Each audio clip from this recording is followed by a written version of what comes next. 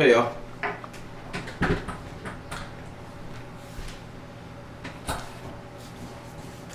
So today is a very special day, very special video to make. So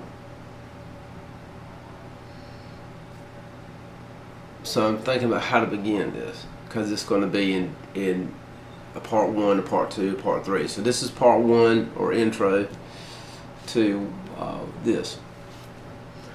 Like life, you know, we all have our wants, you know, a bucket list, and I'm no exception to that. My bucket list seems to be getting pretty fulfilled these days. My life is just I'm the happiest I've ever been in my life, and it's all because of my wife. She's truly a gift of God for me. She's done more, shown me more than anyone else. I mean, it's really awesome. But more to come on that later on. So a while back, I did something, and it was about a 3.5 to 4 month process, and I always wanted a custom pistol, always, and I am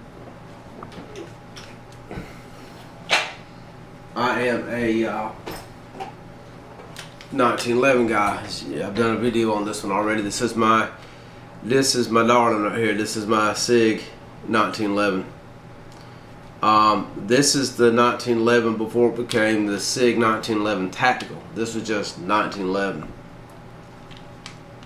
This one's in 45 ACP, of course. So I always wanted a high-end firearm, and I looked around and talked to my wife and thinking things over and looking at things and my situation, etc. I went ahead and pulled the trigger on it. Not yet, anyways. So I went to a specific company because they had what I liked, and I purchased one. And been sitting back on it for a couple of months, waiting. Next thing I know, I get a call yesterday from my local gun shop saying it's here. And so, you know, I couldn't turn it down. Sorry about that. My phone's always going off. Business.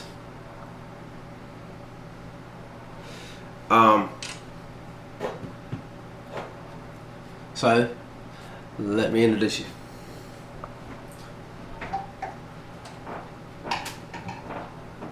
So I looked at some different companies, and this is the one that I chose. And what you're seeing is what you get if you to purchase this. It is, drum roll, brrr,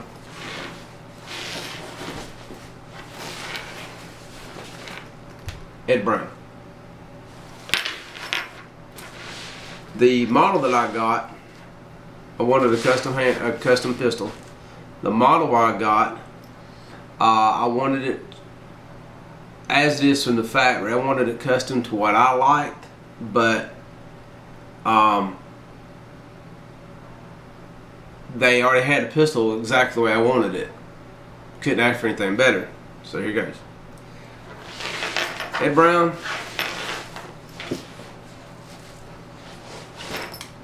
(1911). This is the Special Forces SR model. Special Forces SR. This is the government model, so it's, it's 5-inch barrel. It does have a threaded barrel. It's got suppressor height sights. They are tritium. It has a 3.5 MOA dot. It is in 9mm, and it is the finest handgun I've ever owned in my life. The grips are G2. So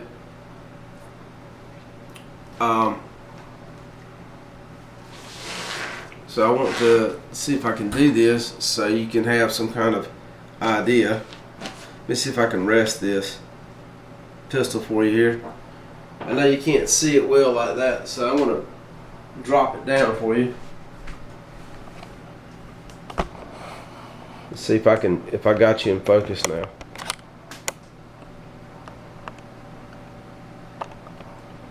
Drop it down a little bit more.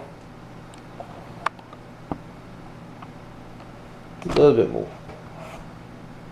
Okay, now I'm going to read some specs to you so you ain't got to look at my ugly mode.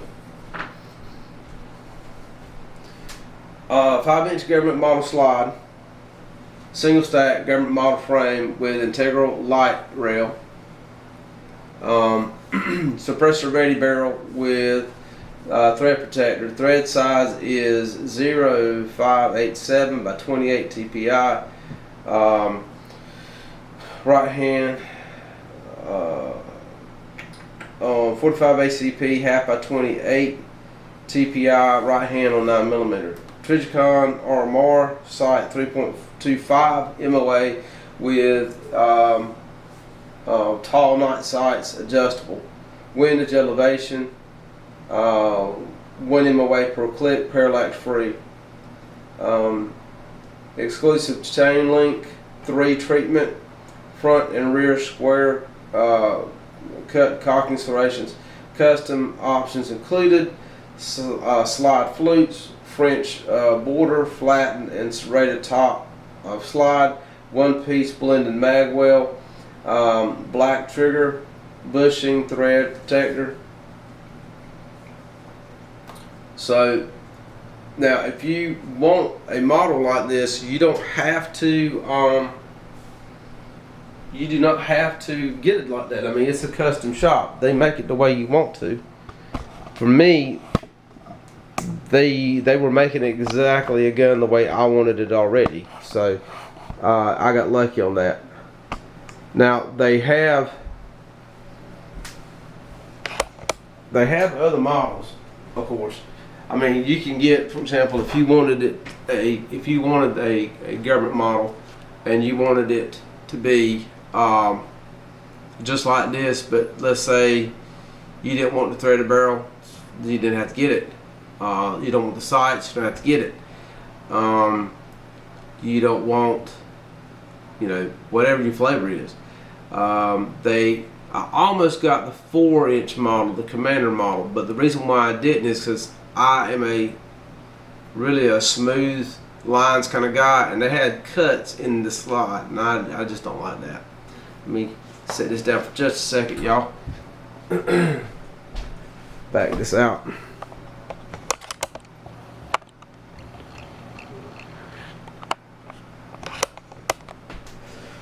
So, sorry about that. I'm a one-man show. So, let me show you what comes with your Ed Brown if you so desire to order it. The RMR, of course. You get this bag, Bulldog bag. And right now I'm just going over the things you get. You get your tool, wrench, little tag that comes with the pistol. You get your lock, and then you get your lubricant. It's number 960.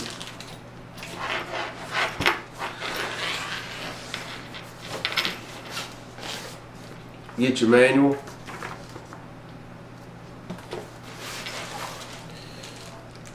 You get these 2 pads here, which I want to touch on in just a second. Then you got your 4 rows here. That's empty. There's the back of it. You get two 9mm magazines. I don't know if I remember if I said this, but it's 9mm. I haven't shot it yet, but I can tell you right now, when you take the action back on this thing, it's like it's on smooth ball bearings. It's got a very nice, strong, tactile thumb safety. Some people don't like thumb safeties. I do. I have no problem with it. So the grips are G10, but I mean, just beautiful, beautiful detailing on the back of your front strap. I mean, of your rear strap and your front strap. The fluting, just all around the fit of the gun, the finish of the gun, it's something. I've never had a weapon this fine in my life. So it's a bucket gun. You know, it's a bucket list gun. I'll never own another gun like this. Why 9mm over 45? As much as I love my SIG 1911, 45 in some places is getting hard to find. That's just it. 9mm is king of the block. It's the bullet that's beat everybody. So I went with a handgun and a caliber that I can get more fun shooting. This definitely won't be a concealed carry gun, not because of the weight. The weight of the gun without a magazine is about 2 pounds, and 2 pound 5 or 2 pound 5 to 2 pound 11, I think. The weight doesn't bother me. I actually like the weight of the gun. It feels really good. It doesn't have that. It's not heavy. It's balanced. I mean, it really feels good in the hand like that.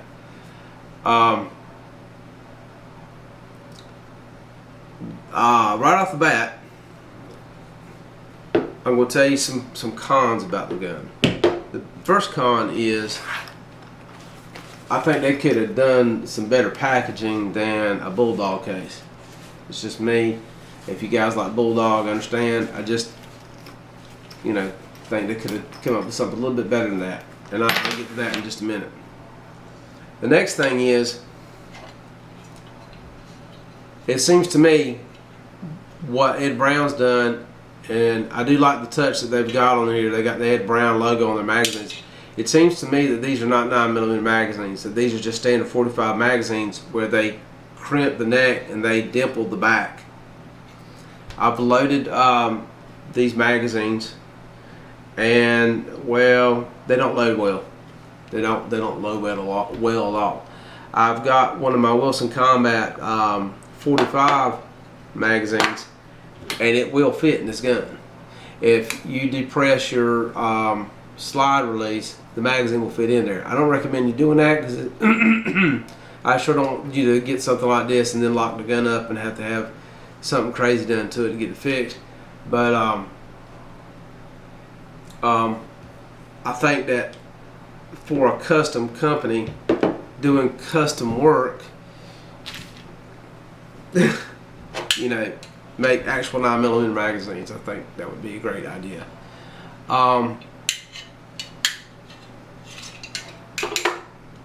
This is part one. I'm already 14 minutes in, and you guys that are nice enough to watch my crazy, idiotic videos, I do appreciate it.